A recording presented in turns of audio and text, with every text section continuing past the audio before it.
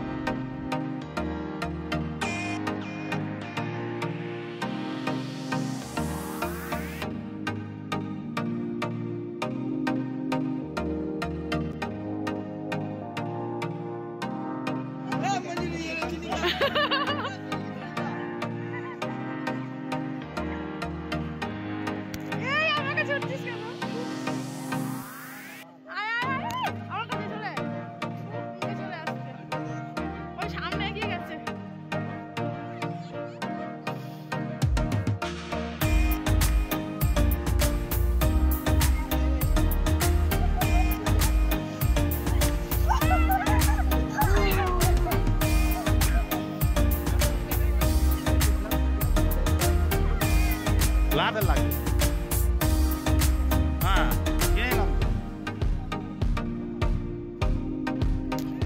Raga, bawa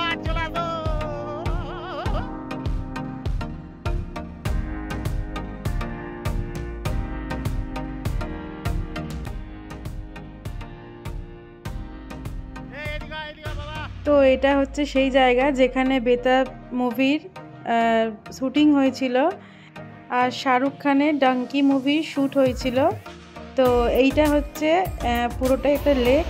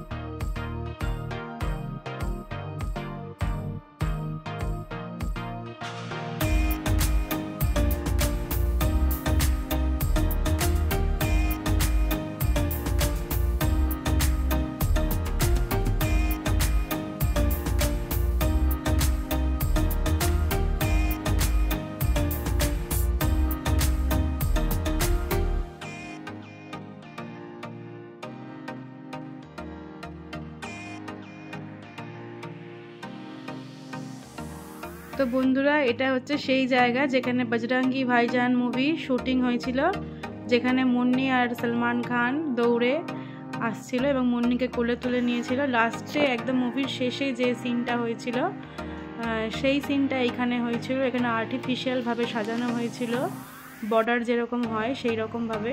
একদিকে ভারত আর একদিকে পাকিস্তান যেরকমভাবে বর্ডারের সিনটা ওখানে করেছিল সেই শুটিংটা এইখানে হয়েছিল। তাই এই জায়গাটার নাম হচ্ছে বজরঙ্গি ভাইজান ভিউ পয়েন্ট।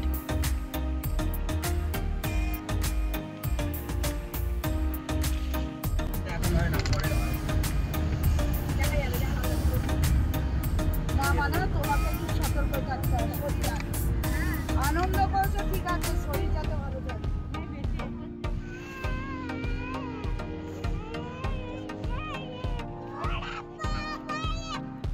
বন্ধুরা এখন আমরা সব শেষে চলে এসেছি 0 পয়েন্ট। তার মানে ভাবতেই পারছো আমরা কতটা উপরে আছি। তো দেখো বন্ধুরা কতটা সৌন্দর্য, মনে হচ্ছে যেন সব সুন্দর ভগবান যেন কাশ্মীরে ঢেলে দিয়েছে। আর এতটাই ভালো লাগছিল, এতটাই ভালো ফিল হচ্ছিল, তোমাদেরকে বলে বোঝাতে পারবো না। কিছু মুহূর্তের জন্য তো বাচ্চাদের মতন হয়ে গেছিলাম, বরফ নিয়ে খেলছিলাম, তোমরা সেটা ভিডিওতে দেখতেই পেলে। তো তোমাদেরকে আর একটা কথা বলে দিই যে এখানে আমাদের মাথা পিছু 500 টাকা করে নিয়েছিল। আমরা 10 জন মতন ছিলাম। তো গাড়ি ভাড়া করা হয়েছিল এবং জুতো ভাড়া করা হয়েছিল। তো এই জায়গাটা ঘোরা হলো সোনমার্গে আজকে। তো এর পরের দিনকে আমরা যাব টিউলিপ বাগানে শ্রীনগর থেকে। তো সেই ভিডিওটা পরের দিন আসবে। তো আজকের ভিডিওটা বন্ধুরা এখানেই শেষ করছি। আমরা এখান থেকে ব্যাক করব আবার হোটেলে। তো সেই হোটেলে যেতে যেতে আমাদের প্রায় রাত হয়ে গেছিলো অনেকটাই। আর দেখবে ঘুরতে গেলে না একদম রেস্ট পাওয়া যায় না। তো আমাদের পরপর চলতেই আছে এরকমভাবে। আমরা একটুখানি যে ভালো করে শান্তিতে ঘুমাবো সেটা আর হচ্ছে না, কারণ ঘুমালে পরে তো আর ঘোরা হবে না।